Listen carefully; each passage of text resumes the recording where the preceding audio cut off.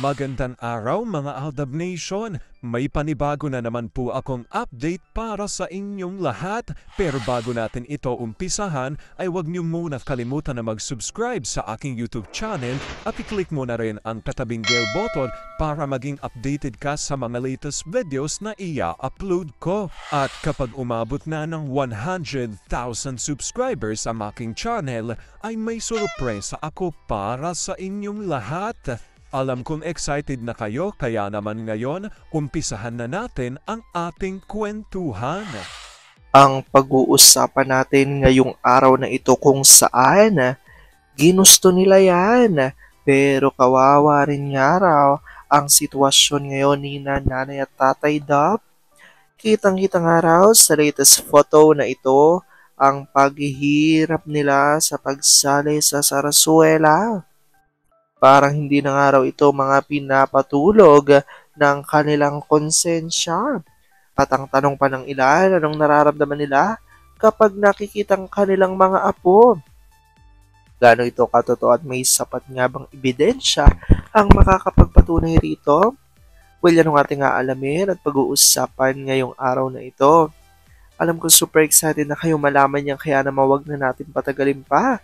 Basahin muna natin ang tweet ni My Name is Theo01 at sabi niya rito, pagdaan ni A, Pak, sinapak ni Baby Cute ang puwet ni A. Bad. Ba't si Bini lagi kanyang sapak pagdadaan ka sa harap niya pero hindi mo sinasabihan na bad? May ibig sabihin kasi mimi mo pag ginaganon ako. Ano po? Ano daw ma? Palo kasi nagbadbad si daddy na. Ano pa ma? Sorry na ikaw sa kanya B. Sorry dad. Pa, ikaw ang mag-aalaga sa mga bata. Pag wala ako uwi agad ako pagkatapos. Ma, hindi ko kayang kakulitan nila. At sa'yo lang naman sila nakikinig eh.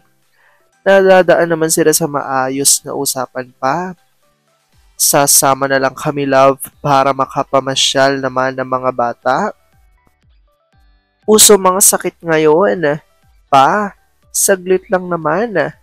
Ayoko.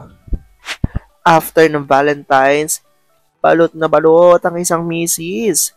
Halos mukha na lang ang makikita dahil naka-turtleneck. Long sleeve at pating mga paa ay natatakpan. Hardcore, hard score ata ang nakamit kay Mister.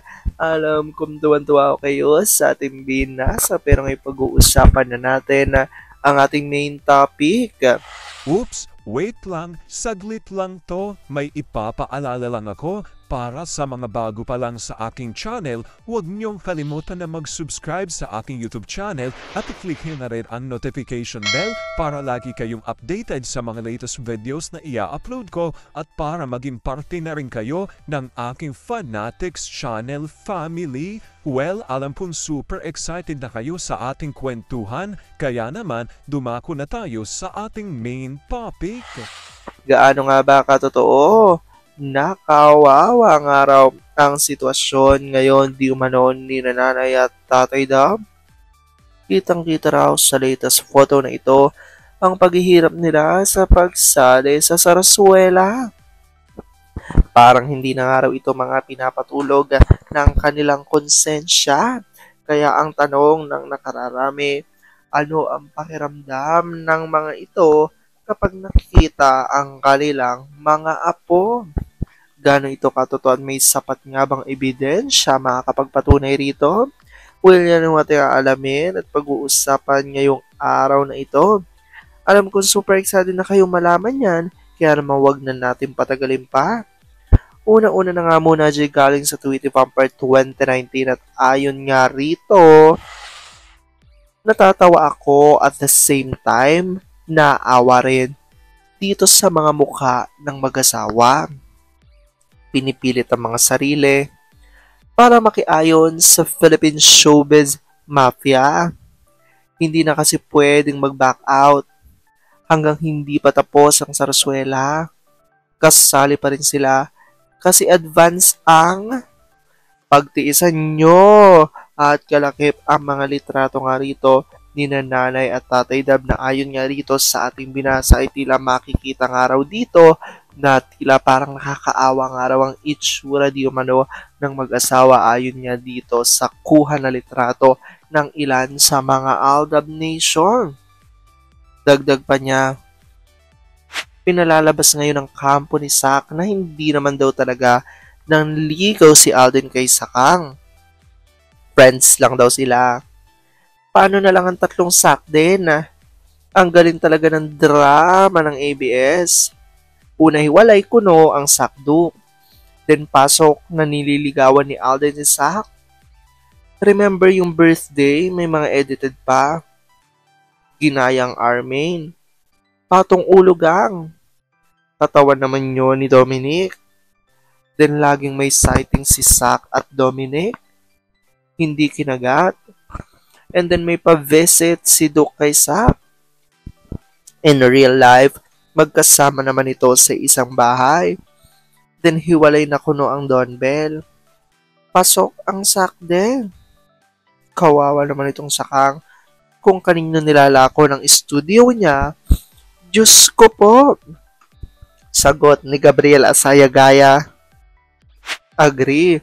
Sala sa lamig, sala sa init ang mga ulol. Ang mga ulol ay walang magawa. Sila-sila'y naglolokohan. Hindi umubra sa TBADN fandom ang mga ulol. Sagot ni Sonia Buenaobra, pahiyang-pahiya na talaga sila. Yung mga boss nila ay mas magaling pang artista kaysa sa kanila. Nakakatawa. Hindi na nila alam ngayon kung paano nilang isasara ang itim na tabing ng Sarsuela. Ngayon, magsasara na sila. Paano ka napanood si? Tapos ka na rin. Sabi ni Vampire 2019, tingnan yung bibis natin. Bagay na bagay talaga. Baby cute, kamukha mo talagang daddy mo. Pagkasama mo siya, hindi pwedeng maipagkaila na mag-ama kayo. Siguradong cute na naman ako ng isang ungas na dating Aldab ay ngayon Armain na.